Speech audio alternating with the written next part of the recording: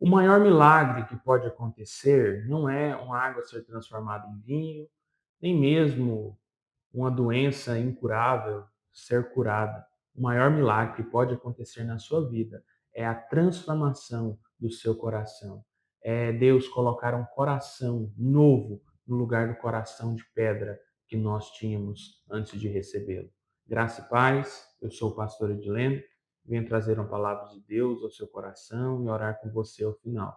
Nós vamos ler o texto de João, capítulo 2, versículo 11, que diz assim: Com este deu Jesus princípio a seus sinais em Caná da Galileia, manifestou a sua glória e os seus discípulos creram nele.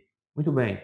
Então, o milagre aqui descrito por João, ele não diz milagre, ele diz sinal. Esse foi o primeiro sinal. Esse milagre que Jesus realizou, da transformação da água em vinho, deu início ao seu ministério, aonde ele realizou o primeiro sinal. E o sinal, ele é para apontar alguma coisa. Quando você dá um sinal, é para você sinalizar algo.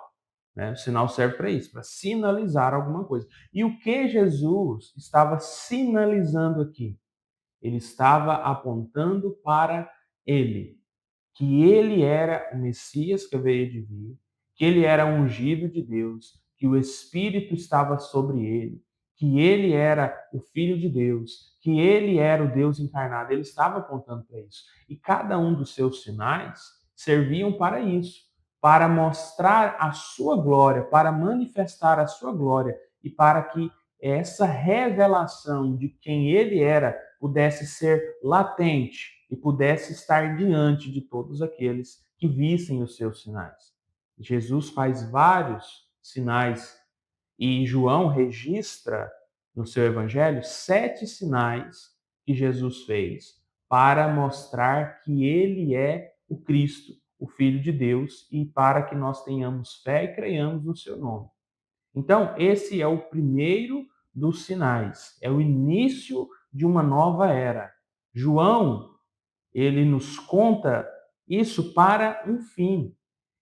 Ele diz no seu evangelho que Jesus fez muitas coisas que, se fossem escritas em livro, não tinha livros, né, que pudesse escrever tantas coisas que Jesus fez, tantos milagres, tantas realizações de Jesus. Mas ele escolheu escrever aquilo que ele, tocado pelo Espírito Santo, né, inspirado pelo Espírito Santo, fosse algo para revelar que Jesus, ele é Deus. O objetivo principal do Evangelho de João é esse: é mostrar que Jesus é o Cristo, o Filho de Deus, e que nós tenhamos fé, creiamos nele, para que nós sejamos salvos pela sua graça. Então ele manifestou a sua glória, né? Ele realizou o primeiro de seus sinais e manifestou a sua glória. No Antigo Testamento, quando nós temos ali o templo, o tabernáculo, a glória de Deus vinha ali no lugar santíssimo, no Santo dos Santos, e enchia o tabernáculo, enchia o templo. Né? E agora, essa glória se manifesta em Cristo. Essa glória do Deus invisível se torna visível no Filho, no Deus encarnado. Jesus, ele é o Deus homem, o Deus que se encarnou, o Deus em corpo humano. Ele é homem e Deus ao mesmo tempo. E as suas duas naturezas, elas não se confundem e elas não se separam. É um paradoxo, sendo homem e sendo Deus de forma plena. Jesus, ele não agia aqui, quando ele fazia um milagre, era a sua parte divina fazendo o milagre. Não. Ah, não, quando Jesus ele passou, ele sentiu fome e sede, era a sua parte humana. Não. Ele é Deus homem. Ele é Deus encarnado. Nós não podemos separar as duas naturezas de Jesus. Não, quem morreu na cruz foi a natureza humana. Quem realizou o milagre foi a natureza divina. Não separamos as duas naturezas de Cristo. Ele é um só, o Deus homem. Deus morreu na cruz. Deus sentiu fome. Jesus realizou o milagre. Jesus curou leprosos. Jesus ressuscitou mortos. Ele é Deus homem. Nós não separamos as naturezas de Jesus. Ele é um. Ele é um. Ele é o Deus homem. Os seus discípulos creram nele e a sua fé crescia na experiência que eles tinham com Jesus. Os discípulos já criam em Jesus. Eles foram até Jesus porque João apontou: eis o Cordeiro de Deus, ele é o Messias. A gente vê a confissão de André para Pedro: achamos o Messias. Nós vemos a confissão de Filipe a Natanael: encontramos o Messias, aqueles que os profetas falaram no Antigo Testamento. Então, eles criam em Jesus. Eles criam que ele era o Messias. Porém, eles estavam experimentando uma fé mais profunda. Eles estavam crendo de maneira mais profunda, porque no começo a fé é mais superficial e ela precisa ser aprofundada, ela precisa crescer. Por isso que Jesus disse que a fé é como uma semente de mostarda, a menor de todas as sementes.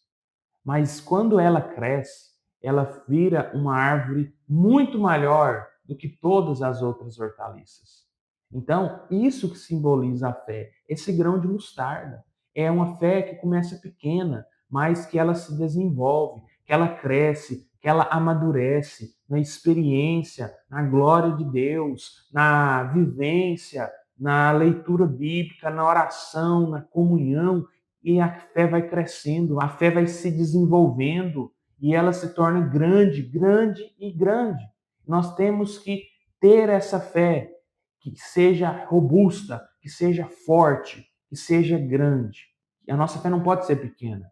A nossa fé não pode ser uma fé superficial, que é abalada por qualquer coisa. Não, a nossa fé tem que ser uma fé firme, sólida, uma fé que é grande, uma fé robusta. E eles estavam experimentando esse crescimento de fé. A cada sinal, a cada milagre que Jesus realizava, e ele revelava ali a sua glória, eles cresciam mais e mais, a sua fé era fortalecida. Jesus ainda diz para os discípulos outra vez, mais adiante, ele diz assim: a sua fé é pequena, homens de pequena fé, por que duvidam, por que têm medo? Eles ainda tinham uma fé pequena, mas eles tinham fé. Eles criam em Jesus. Então, muitas vezes é assim conosco. Nós cremos em Jesus. Nós cremos que ele morreu por nós. Nós cremos que ele é Deus. Nós cremos que ele nos salvou por meio da sua morte e ressurreição. Mas muitas vezes nós não cremos nas suas promessas. Nós não nos apropriamos das suas promessas, porque a nossa fé é pequena e ela precisa crescer. Quando Jesus diz: vinde a mim todos vós que estáis cansados e sobrecarregados, e eu vos darei descanso, nós não cremos. Porque nós pegamos os nossos fardos, colocamos sobre nossas costas, nós caminhamos com eles sobrecarregados, caminhamos com eles e muitas vezes caímos com esses fardos sobre nós e permanecemos ali no chão. Por quê? Porque nós não cremos nas promessas de Cristo. Nós não entregamos o nosso fardo. Nós não entregamos nosso jugo a Jesus. Nós não fomos até Ele para obter descanso. Isso é uma promessa. Isso é uma promessa. Nós precisamos crer nas promessas de Jesus. Precisamos nos apropriar delas. Jesus disse: buscar em primeiro lugar o reino de Deus e a sua justiça, e todas as demais coisas vos serão acrescentadas. Ele estava falando das nossas necessidades de sobrevivência, né? O que comer, o que vestir, né? A necessidade da vida para a nossa existência aqui nesse mundo. Ele diz: vai ser acrescentado. Não se preocupem, não fiquem ansiosos, mas nós não cremos. Nós nos preocupamos e nós ficamos ansiosos, perdemos noite de sono e não cremos em Jesus. Não cremos na sua provisão, não cremos no seu cuidado, não cremos que o nosso Pai Celestial está cuidando de nós. Então, precisamos ter uma fé sólida, firme, madura, fortalecida. A nossa fé precisa crescer para nós acreditarmos não somente que Jesus é o nosso Salvador, mas acreditar nas suas promessas.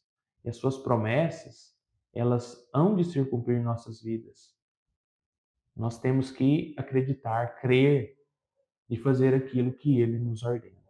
E então nós veremos coisas grandes e extraordinárias acontecendo na nossa vida. E aí você dará o testemunho. Você dará o testemunho daquilo que Deus tem feito na sua vida, coisas que você nunca imaginou que poderia acontecer. O Senhor manifesta a sua glória para mudar a sua história, para que você seja transformado,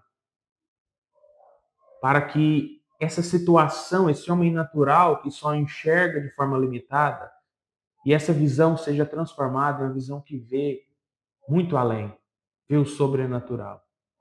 Esse é o resultado de uma fé madura, firme, uma fé forte, centrada e fortalecida no Senhor Jesus Cristo. Peça a Ele que te aumente a fé, que te dê uma fé forte, madura e robusta, para que você possa ver coisas extraordinárias acontecendo na sua vida, para que você se aproprie das promessas de Cristo Jesus, que Ele já nos deixou. Amém? Oremos. Senhor meu Deus e Pai, muito obrigado pela tua palavra, que é santa, que é pura, que não tem erros, a tua palavra que é soprada da boca do Senhor. E ela fala aos nossos corações, ela tem autoridade sobre nós, ela nos ordena e nós devemos nos submeter a ela. Eu te louvo e te agradeço, porque o Senhor é um Deus bom, um Deus justo e misericordioso. E o Senhor tem nos feito promessas em que nós muitas vezes não cremos nelas. E o Senhor, ó Deus, tem nos alertado, homens de pequena fé, não duvidem, não vacilem, não temam. E nós pedimos, ó Senhor, aumenta-nos a fé. Faz-nos ser como esse grão de mostarda, que cresce e se torna maior de todas as hortaliças, onde os pássaros vêm e fazem os seus ninhos.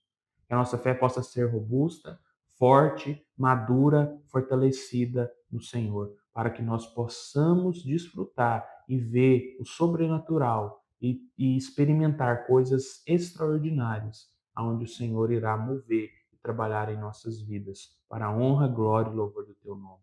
Nós oramos agradecidos em nome de Jesus. Amém. Fique com Deus, tenha um excelente dia e até a próxima.